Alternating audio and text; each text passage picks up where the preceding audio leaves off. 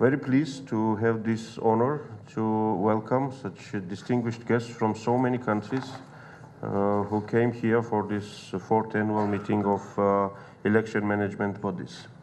Georgia is proud to have such very important international event here in Tbilisi, and there are several reasons for that. First of all, we are always glad to see so many foreign guests in our country, and this is great pleasure for us. Second reason is that elections for us is as important as in your countries. And since independence in 1990, we conducted more than 30 nationwide elections, but we are still learning.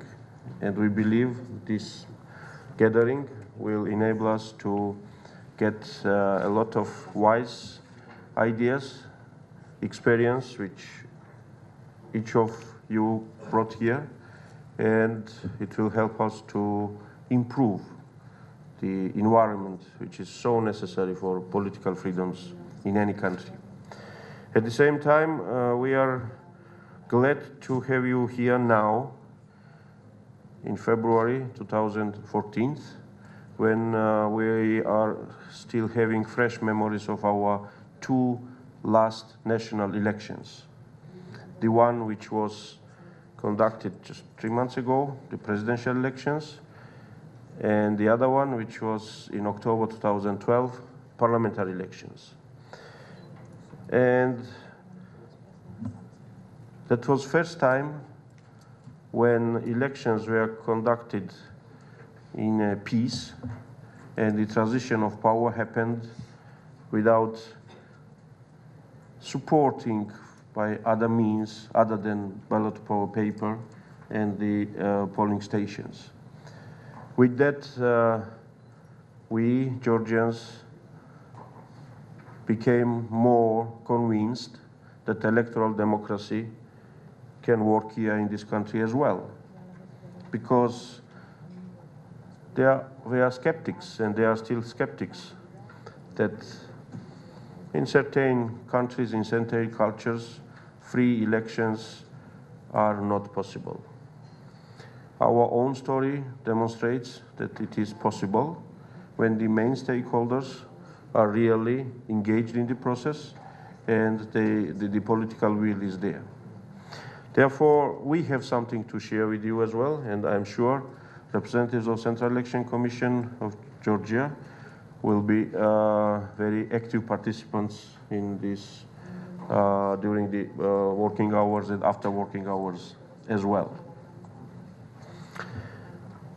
At the same time, the issues related to elections, for me, have some more meaning than it should be for a politician, for a representative of the Parliament of Georgia.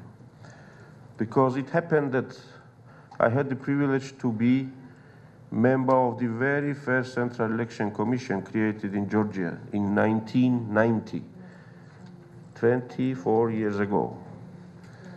That was very first multi-party elections which we conducted in Georgia, and the elections which saw the ruling Communist Party losing the power. And I remember what was the level of enthusiasm, what was the level of commitment of the members of the Central Election Commission who came from every single participatory party in those elections. We had about 35-member commission, and you can imagine how difficult it was to make decisions there and to administrate the elections. But that very first multi-party elections, after 70 years of communist rule, was so important for the society and for all political players that we managed to conduct elections which is until now remembered as one of the best done elections in terms of equality of opportunities and in terms of fairness and so on. Unfortunately, since then, political players learned some tools of manipulation. Manipulation not only with the choice of voters, but some other things as well. And unfortunately, the trust to the electoral process was diminishing, going down. And when such things happen in a country, this is probably the best indicator of the catastrophe a nation could face. When people are losing faith, people are losing commitment to the electoral process. I believe the recent developments in Georgia are good demonstration of, again, the possibility of important turn. I spent my life in the opposition, and I'm in the part of the ruling coalition for 1 year, and the rest of 25 years of being in politics, I was in the opposition. And one of the most popular idea in this country, in the opposition camp, was that, well, forget that. We will never win elections because the government will never allow the other parties to compete on equal basis and then see the result which changes the government. And as I said, until recently, that was the case, unfortunately, and some different kinds of events, including peaceful revolution or bloody change of government, was accompanying or was determining the outcome of the elections.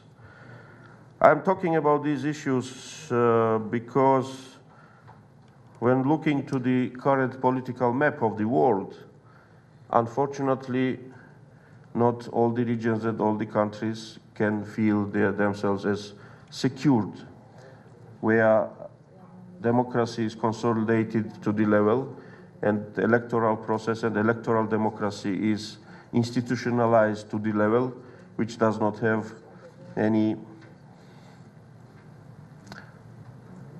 difficulties in the future. At the same time, the globalized world is demonstrated in one very clear fact, that the most internal issue of a nation, which is election, is the least internal issue now.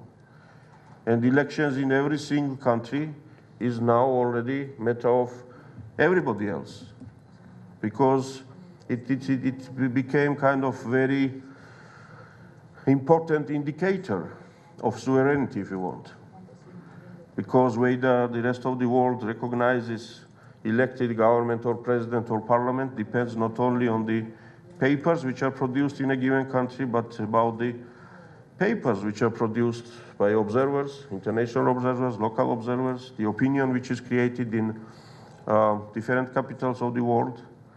Therefore, this issue has become probably one of the most internationalized issues, and therefore it is important to continue having events like this to demonstrate that this is not a subject which one country can deal to it.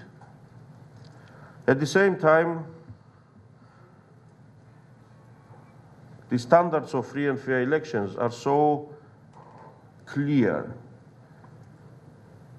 But as it happens with computer programs, when developers of viruses are smarter than developers of certain programs, and you are going to fight constantly against those viruses, I could compare the election industry in certain regions, including Georgia, to such model. You make efforts to improve something, and then you see that something was overseen, or people are smarter in order to find some ways for dishonest competition. However, the experience of our country demonstrates that whenever the government has enough political will, everything could be dealt successfully. And there's no such notion as somebody else prevented to conduct free and fair elections in a given country.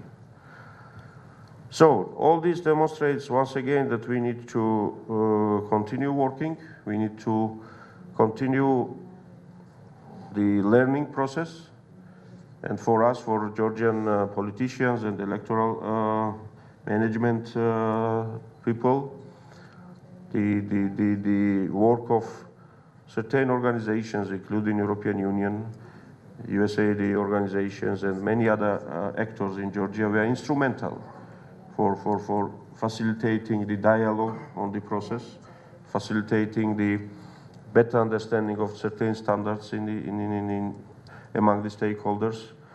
But we have a lot of things to deal with still, because in 4 months period from now we have another local elections, and the parliament is discussing another 100-page long amendments to the electoral code, and we are going to vote for that in about 2 weeks.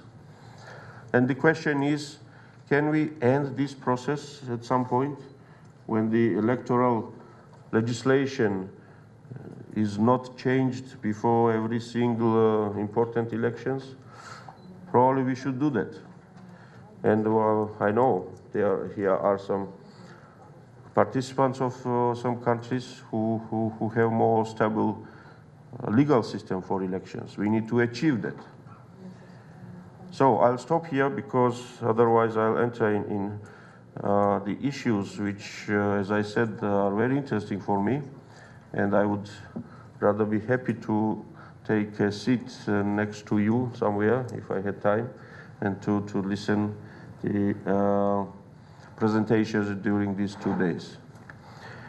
I wish all the success, and I believe the organizers may have enough time in the agenda to see our beautiful country as well. And I wish you pleasant stay in Georgia. Thank you.